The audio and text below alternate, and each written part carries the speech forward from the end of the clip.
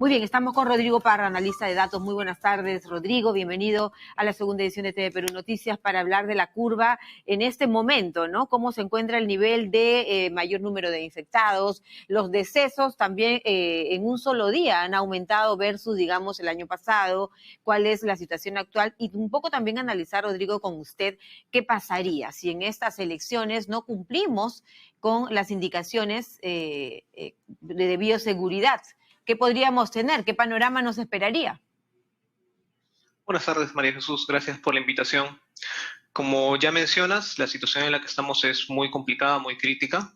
En este momento están reportando el MINSA a diario aproximadamente 260 fallecidos confirmados por COVID. Y en esta semana en curso, ya hemos tenido picos de 300 o sobre 300 fallecidos por día. El punto en el que estamos es el peor momento de la pandemia. Durante la primera ola, el MINSA reportaba como máximo en promedio 220 muertes por día. Ya hemos superado este valor. Y si lo vemos por muertes por toda causa o exceso de defunciones, también estamos nuevamente por alcanzar un nuevo pico dentro de esta segunda ola. Están falleciendo más de 1.100 personas al día, cuando en un periodo prepandemia eran 300 personas al día.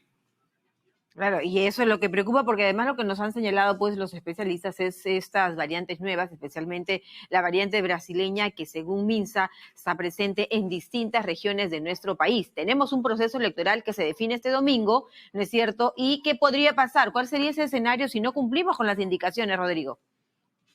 Bueno, de todas maneras ya estamos en un momento en el cual la curva tiene una velocidad igual al que tuvimos en la última semana de enero. En las últimas semanas la curva está avanzando muy rápido en cuestión de fallecidos por día, hospitalizaciones en camas UCI. Entonces, si no tomamos las medidas necesarias, pues lo único que vamos a hacer es acelerar aún más esta curva y que lamentablemente los fallecidos por día se sigan aumentando.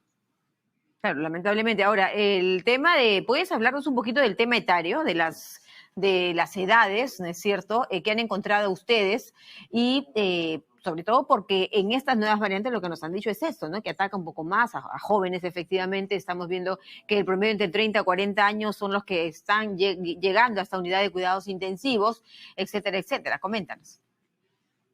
Sí, a diferencia de la primera ola que se enfocaba en personas adultas mayores, en esta segunda etapa, en esta segunda ola que está caracterizada por nuevas variantes, entre ellas la variante brasileña, se ha visto que las curvas de defunciones ya no son solamente de adultos mayores, sino también los rangos de edades van desde los 30 años. Si bien no es en la misma proporción que los adultos mayores, esto es algo que no veíamos durante la primera ola. Y como comentaban en la anterior nota, se está viendo que es mayor en proporción la cantidad de personas que requieren hospitalización a más UCI.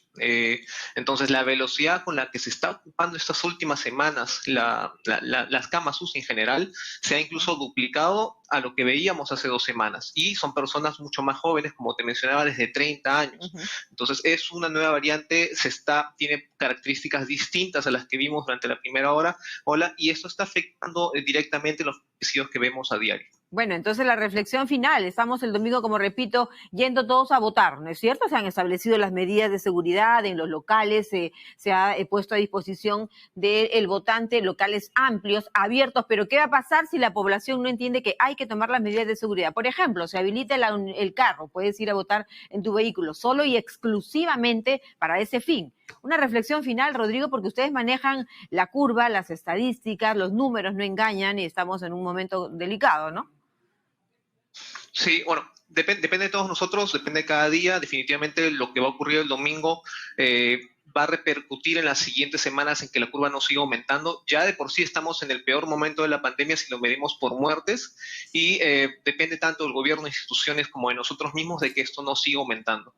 Claro que sí, depende de nosotros mismos. Muy bien, entonces, bueno, una pregunta final que yo sé que podría ya haberse mencionado mucho, pero después de lo de Semana Santa, finalmente, ¿qué pasó?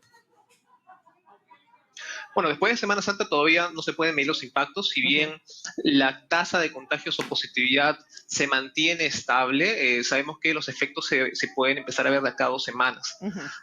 Ya veníamos con una aceleración y aumento en fallecidos y hospitalizaciones. Entonces, si es que por efectos de Semana Santa hubo un incremento de contagios, lo vamos a ver también a cada 2 semanas en un incremento de Muy bien, fallecidos. va a tener muchísimo cuidado, ser muy prudente y cumplir con las disposiciones en materia de bioseguridad. Rodrigo, gracias por este contacto. Rodrigo Parra, analista de datos, ilustrándonos y sobre todo nuevamente la reflexión a no bajar la guardia, a no confiarnos con estas nuevas variantes que afectan a nuestro país y al mundo. 12:55, nos vamos a la pausa y cuando volvamos ya en el plano internacional, homenaje